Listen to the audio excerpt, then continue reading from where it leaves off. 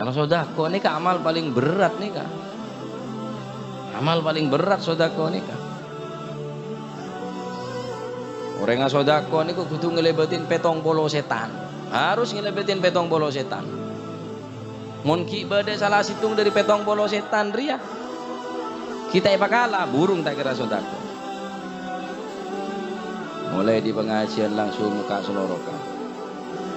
Ini natanya. Moro muka lemari, muka selorokan ngalap aja. Ngalak seh. Selagi orang kelegu, ngalak seh. Kebainam, paulen ngaji bro. Paku waca. Mona soda aku tuh ngelebetin petong polo setan. Petong polo setan mari pakai labing kau lah. Engkau setia sedekah, tak kira-kira. Lo lah, geluk jam segini. Mon petong polo setan lah kala bi kaki embun setan dia lebih kada. Burung sak sedekah, capuk embun setan jadi. Engkau butuh melihat masam-masan, wak selambun lokona, arwana lokona, baju na genterun gente, mak tu ya mau gaya, butuh dah kaki leh, yo dikunci boleh burung, embun setan tak kena bekala. Ngeter selake monyen lah. Haji ben tahun umroh ben bulan kalah bi sodako.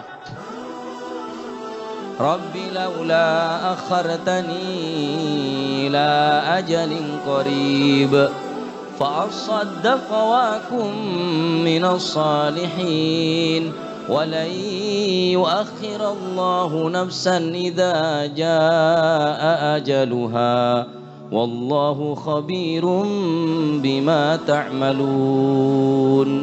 تقول Gusti Allah, Rabbi laula akhartani, ya Allah akhiraki ajal kulah ila ajalin qarib, pebaliaki boleh sekejap qarib sekejap Gusti. Apa saya minta berusi mati? Haji ya, umrah. Ini fasodako, asodako.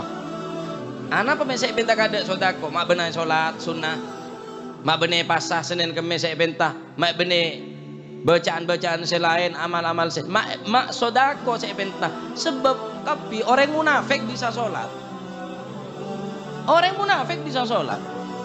Orang munafik bisa haji, harus haji wah, pemerintah wah, oleh korupsi banyak kier, oleh ngeco.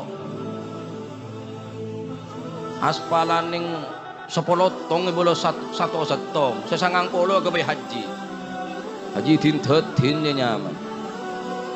Haji mardut. Mana yang bisa umroh? Oleh banyak ngeco din cena. Paten tok 10. Putak ke haji. Orang maling bisa haji, orang yang korupsi bisa haji. Keng orang yang sodako ni kawa. Mun bener orang pacet bi Gusti Allah beri kekuatan iman. Jarang pacet orang asodako ni kaitan bi iman. Rasulullah sallallahu alaihi wasallam adabu mana qasamalun min sadaqatin bal yazdad. Tidak akan pernah berkurang harta benda yang dikeluarkan untuk bersedekah. Bal yazdad badal istidrak telokale. Bal yazdad balik atamba, balik atamba, balik atamba.